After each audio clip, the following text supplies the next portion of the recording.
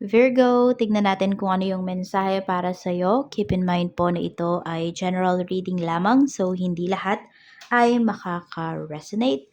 So pakilawakan po ang isipan at kung hindi ka pa po nakasubscribe dito sa ating channel, please subscribe and hit the bell button para lagi kang updated every time na meron tayong uploads. At kung sa Facebook ka naman po nanonood, pa-follow na po kung hindi ka pa naka-follow at react na po ang video natin na ito. Either ilalike nyo or iha-heart po ninyo. At kung gusto niyo naman pong mag-avail ng ating private readings, ng ating rituals, ng ating Tiares EA necklace at meron tayo ditong Tiares bracelet, mag-direct message lang po kayo sa ating Facebook page para masend ko po sa inyo yung details. Sabihin nyo lang kung ano ba yung saan kayo interested? Sa private readings ba? Sa ritual? Or dito sa ating Tiares products? So, para saan nga ba ito? Madami pa rin nagtatanong. Okay, pangontra po yan sa kulam, sa barang, sa sumpa, sa mga nag-i-evil eye sa inyo, sa mga naiinggit po. Pwede rin kayo mag-wish dyan. Pangontra din yan sa sa malakihang aksidente. At pampaswerte po yan sa love life, sa career, sa business, sa health, sa travel, sa pregnancy, pwede rin po yan. Sabi ko nga pwede kayong mag-wish dyan. Ituturo ko po kung paano yung tamang pag-wish once na nag-avail kayo. Kaya kung interesado at 100% yung inyong tiwala, mag-message na po. Open din tayo for international shipping. Pero syempre, sagot nyo yung shipping fee.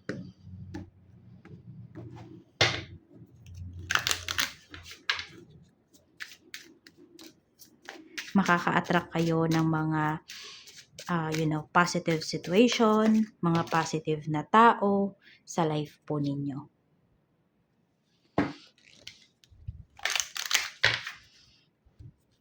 Tignan natin ano yung malakas na energy sa life mo ngayon. We have ask for help from others. We have no. And we have a no again. Tignan natin.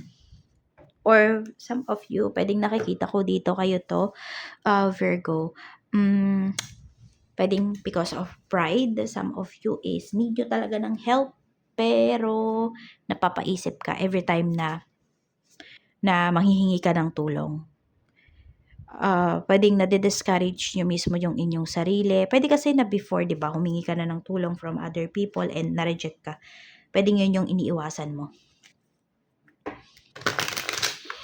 Pwede nyo po palang panoorin yung inyong other signs kung feeling nyo hindi para sa inyo yung reading na to. Sun, Moon, Rising, and Venus. Pwede nyo pong i-check. Tingnan natin yung ask for help from others. We have the Magician. Okay. Medyo ma-pride nga yung iba sa inyo. O siguro ayaw nyo lang makaabala. Some of you, gano'n naman Pero, sabihin natin yung mga tao na nakakakita sa'yo, pwedeng ang iniisip nila ma-pride ka. Pero yun lang, ayaw mo lang talagang makaabala sa ngayon. Pero sinasabi kasi dito, kung nagawa mo na lahat, dyan sa sitwasyon na kinakaharap mo ngayon, Virgo, is, kung wala pang nangyayari, ayan, pwede ka namang mag-lay low, diba? Pahinga ka muna. Tapos, pag bumalik ka, ginawa mo na naman yung best mo, you tried your best, pero wala pa rin nangyayari, it's time to ask for help na. Okay? Pwede po na hindi naman yan sa ibang tao. Pwede po sa mga guides mo, kay universe, kay God. So, kung ano yung pinaniniwalaan mo, you ask help from them. Yun yung gawin mo. Pwedeng ito ay about sa relationship ninyo. Kung napapagod na kayo, alam mo yung pagod ka na pero ayaw mo pang sumuko. Yung ganyan. So, hingi ka ng signs kay universe. Ano ba talaga yung gagawin mo? Ano yung no na to? We have two of wands. Travel ito. So, kung magta-travel kayo ngayong araw, nagdadalawang isip kayo, wag mo na po kayong tumuloy. Or sabi natin, masama yung panahon, ganyan. So, yung parang bigla kang tinamad, di ba? Sobrang excited ka dun sa travel na yun sa pupuntahan mo ngayong araw. Tapos bigla kang tinamad. Huwag ka na munang tumuloy. Kung hindi naman yan importante talaga. Ano yung no? Another no na to. May exclamation point pa. We have 8 of Cups. Pag alis po talaga. May travel talaga kayo. Kahit saan man po kayo pupunta ngayon. Kunwari pupunta lang kayo sa palengke, ganyan. Wag daw muna. Pinapaiwas kayo. May divine intervention dito. So, pwede po na may hindi magandang mangyayari sa inyo. Kaya todo, pigil sa inyo si universe dito ngayong araw. Basta yung nagdadalawang isip lang po kayo ha. At yung sabi ko parang bigla kayong tinamad. Ay, wag na nga akong umalis. Yung ganon. Pero kung okay naman kayo, 'di ba? So, tuloy nyo lang. Guide lang naman natin to. Yan. Pinapaalala lang yan sa inyo kung kayo ay nagdadalawang isip. Your emotions ngayon, we have 6 of Swords. So, marami naman po, panatag naman kayo ngayong araw. Wala kayong masyadong iniisip. Yan. Kalmado yung isipan po ninyo. You have peace of mind. Ay, emosyon nyo pala to, no? Kalmado din yung puso mo.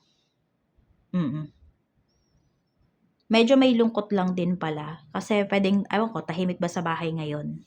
Pwedeng pumasok yung mga anak mo, ganyan. Or ikaw lang mag-isa sa bahay ngayon, ganyan po. Or may mga kasama ka nga pero ang tatahimik. May kanya-kanyang ginagawa. We have the Star. So this is your kaisipan. Yan. More on goals yung nakikita ko dito. Yung nasa isipan mo ngayon is about your goals. Pero more on puro pagpaplano pa lang ang nakikita ko dito. By next year ka pa pwedeng kumilos or ikaw mismo sa sarili mo, alam mo na next year ka nakikilos, ganyan, para dito sa mga goals mo. Spiritual health mo, kamusta? We have 8 of Wands. Ingat ka po sa mga sinasabi mo ngayon ha, nagkakatotoo siya. Malakas yung powerful yung iyong mga words ngayong araw na to. Ayan. Sabagay, we have the Magician energy here. Tingnan natin. So, okay naman po yung spiritual health mo. Madami kang mamamanifest through your words. Kaya lang, Virgo, yun nga, gamitin mo siya into positivity. Oo. Yan, kung ano man yung mga sasabihin mo dito, wag yung ikakasama ng ibang tao ba. Lalo na kung emotional ka, tas may masasabi ka towards other people, yan yung wag mong hahayaan na mangyari. Oo, kasi pwedeng maganap talaga siya. Pwedeng hindi ngayong mismong araw na to ha. Pwedeng sa mga susunod na mga linggo na buwan. Pero mamamanifest mo siya. Oo. 3 blessings na marireceive mo today, big, small, or ordinary man to. Tingnan natin. We have King of Cups. So, ayan, controlled mo yung iyong emotions. Meron din dito isang male figure. Ayan, kung hihingi ka man ng tulong, pwedeng sa kanya ka humingi ng tulong. So, maaasahan mo yung tao na to. Mabait siya sa'yo. We have the Chariot. About naman to sa sasakyan. Ayan nga po. Pwedeng may bibili ng sasakyan dito. Or kung kayo nga ay magta-travel ngayon, 'di ba? Kampante naman kayo. Makakarating po kayo doon sa puntahan po ninyo ng safe. We have 2 of Swords. So, dito naman, makakapag-decide ka. 'Di ba? Yung sabi ko nga, yung iba naman kasi sa inyo, di naman kayo nag-overthink. So, Virgo, ngayong araw na to, may malaking decision ka na gagawin na hindi mo pagdadalawang isipan. No regrets ka dito. So, more on about sarili nyo to, halos, no? Yung blessings na ito. So, blessing kayo sa sarili ninyo. So, dapat talaga, di ba, bago ka maging blessing sa ibang tao, bago ka mag-bless ng ibang tao, bless mo muna yung sarili mo. Tignan naman natin, kamusta yung energy ng mga tao na makakasalamuha mo, yung pinakamalakas. We have 6 of Wands. Pwedeng may mga nagmamadali. Meron naman dito gustong-gusto ng atensyon. Ayan. So, pwedeng malakas ang boses. Yung pag narinig mo, mapapalingon ka talaga. Yan. Malakas yung karisma ng mga tao sa paligid mo ngayon. Meron din dito pwedeng mga successful, ganyan. Basta very proud of themselves. Hindi nagyayabang ha. Proud lang sila sa sarili nila, sa mga achievements, ganyan. O sa kung anong nangyayari sa life nila ngayon. Mga confident ang taong ito. Ang mga taong ito. Yan. Ganap naman sa work, kamusta? We have 6 of Pentacles. So, hindi ko alam kung nabigay na ba yung bonus nyo, 13-month pay ninyo. Ayan, so, may marireceive kasi kayong pera dito. We have 9 of Cups. Sige mo, sobrang happy mo. Ngayon, yung energy, parang wala ka ng, alam mo, wala ka ng mahihiling pa. Sobrang happy mo dito sa trabaho. We have 7 of Cups. Ang dami mo rin kasi sigurong goals na natupad because of this work of yours. Very thankful ka. Yun yung nakikita ko. Yun yung nafe-feel ko dito sa trabaho mo. Pero tignan natin yung mga co-workers mo. 8 of Swords. Ayun, meron dito madami na nai-intimidate sa'yo ng mga katrabaho mo. Parang nabubulol pa ako, di ba? Sinabi ko yon. So, ayun, medyo may natatakot din dito na co-workers mo. Hindi sila palagay sa'yo. Hindi sila at ease. May ganyan. Pero ikaw happy ka ha. Siguro hindi mo sila masyadong iniintindi kaya ganyan. Oo, kaya sobrang happy ka dito sa trabaho mo. Pero meron dito takot sa'yo. Tingnan natin pagdating naman sa business. We have Death card. Meron tayo ditong Queen of Swords. Namang problema yung iba sa inyo pagdating sa negosyo. 10 of Cups. Marami kasing umaasa dito sa negosyo mo. And pwedeng ito yung bread and butter mo ngayon.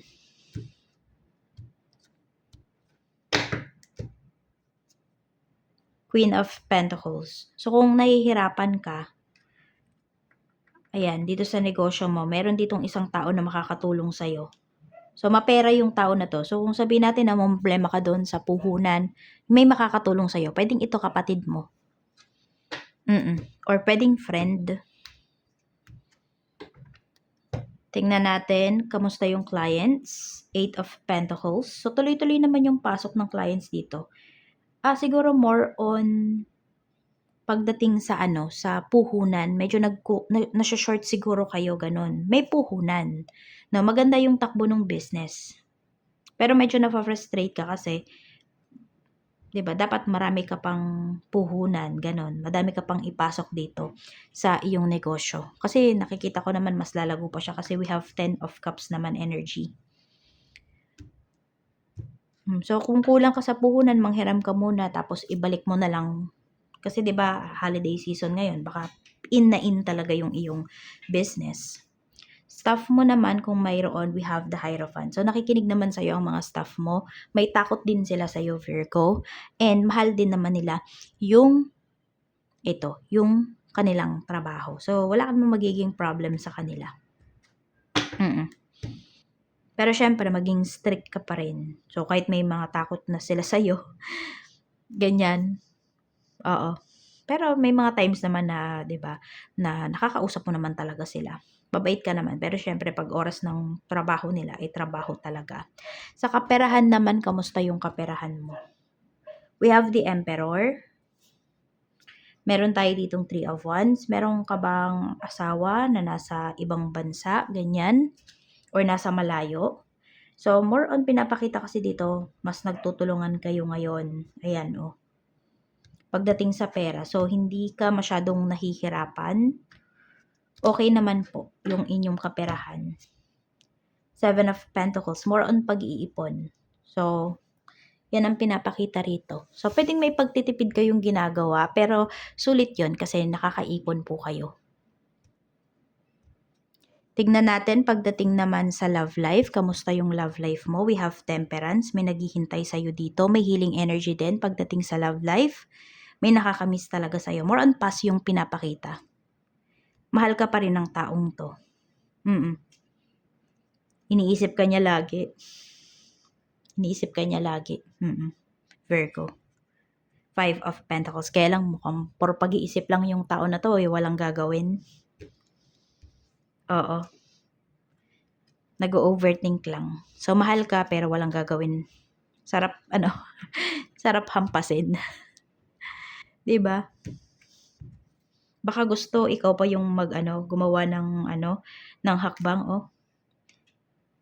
Ayan. So, kung gagawa ka naman ng hakbang, gawin mo siya bago matapos yung taon. So, pwedeng Christmas mo gawin or New Year. Oo. Doon mo siya batiin. Tignan natin ano yung mensahe pa for you. We have body work. Your life purpose involves body work such as massage therapy, energy healing, physical therapy, or exercise training. So, mag-focus po kayo sa inyong katawan. Meron dito, pwede pong, ayan, kung pwedeng meron kayong skills sa pagmamasahe, meron kayong energy sa pag-heal. Alam mo yung kaya nyong mag-heal through your hands. Meron din dito, if nagpe-paint kayo, ang dami mong nahi-heal through your painting. Basta may kakaiba kang energy pagdating sa healing. Pwedeng yung pagsasalita mo, nakaka-heal din yan. Diba sabi ko, ingat ka dito sa pagsasalita. Sa'yo ko nga ba yun sinabi? Nakalimutan ko na. Pero ayan po, no? So, meron kayong healing energy. Kaya tignan nyo pa po yung iba nyong signs kasi pwedeng mas makaresonate din po kayo doon or dagdag information ba. Yan lang po yung mensahe. Maraming salamat. Ingat ka always. More blessings to come.